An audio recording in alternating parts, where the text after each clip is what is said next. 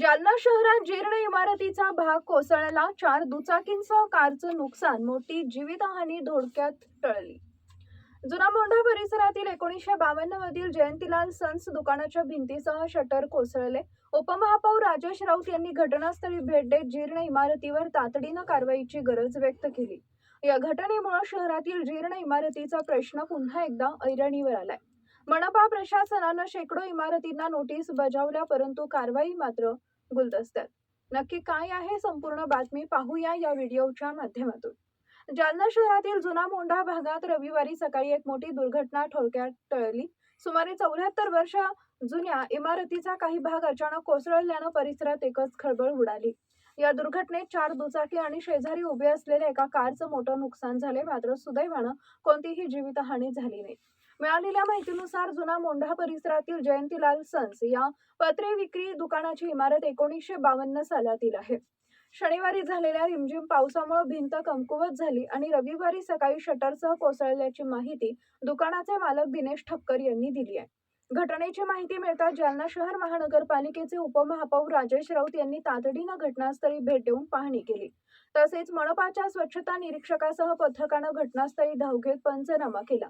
या घटनेनंतर शहरातील जीर्ण व धोकादायक इमारतींचा प्रश्न पुन्हा एकदा ऐरणीवर आलाय. माध्यमांशी बोलताना उपमहापौर राजेश राऊत यांनी सांगितले की जीर्ण इमारतीबाबत मनपा प्रशासनाच्या निदर्शनास ही बाब यापूर्वीच आणून देण्यात आली असून अशा इमारतींना नोटीसही बजावण्यात आल्या.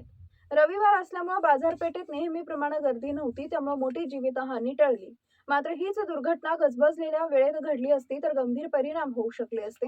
त्यामुळे शहरातील सर्व जीर्ण व धोकादायक इमारतींचे तातडीनं सर्वेक्षण करून आवश्यक ती कारवाई करावी अशी मागणी आता नागरिकांमधून जोर धरतीये. आज सकाळी 11:30 वाजता जुना मोंढा या ठिकाणी जयंतीलाल सन्स म्हणून 1952 मध्ये हे कन्स्ट्रक्शन झालं होतं आणि हे अचानक आज 11:30 वाजता पडलं, म्हणजे कोसळलं.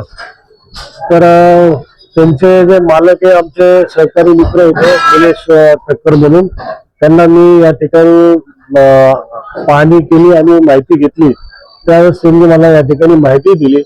त्यांनी सांगितलं की काल जो पाऊस होता ते पावसामुळं या ठिकाणी ही घटना घडलेली आहे. महानगरपालिकेच्या वतीने आमचे जे SI या ठिकाणचे, तर त्यांनी पंचनामा वगैरे या ठिकाणी केला आणि हे जे भिंत पडलेली आहे, शटर पडलं, त्याच्यामध्ये यांच्या 3-4 दुचाकी वाहन त्यांचं या ठिकाणी नुकसान झालेलं आहे. शेजारी दामाजी म्हणून त्यांची एक कार होती, तिचं या ठिकाणी नुकसान झालेलं आहे. जीवितहानी कुठल्याही प्रकारची झालेली नाही. बांधकाम वगैरे जिथं झालं होतं. हो, हे 1952 म्हणलं तर खूप जुनं बांधकाम या ठिकाणी होतं आणि ते जुनं असल्या कारणानेच मला असं वाटतं की सततच्या पावसामुळं ते या ठिकाणी कोसळलं. या घटनेमुळे जालन्यातील जे काही जुन्या इमारती यांचा प्रश्न पुन्हा एकदा ऐरणीवर आलेला आहे. हो, मी उपमहापौर म्हणून सुद्धा या ठिकाणी प्रशासनाच्या वेळोवेळी आम्ही काही गोष्टी लक्षात आणून दिलेल्या आहे की ज्या जुने बांधकाम झालेले महानगरपालिकेच्या माध्यमातून सुद्धा काही ज्या जुन्या इमारती आहे, तर त्या लवकरात लवकर त्यांना नोटीस देऊन त्यांच्यावर कारवाई करून लवकरात लवकर ते काढण्यात यावं आणि तसं माननीय आयुक्त यांनी नोटीस दिलेल्या आहे.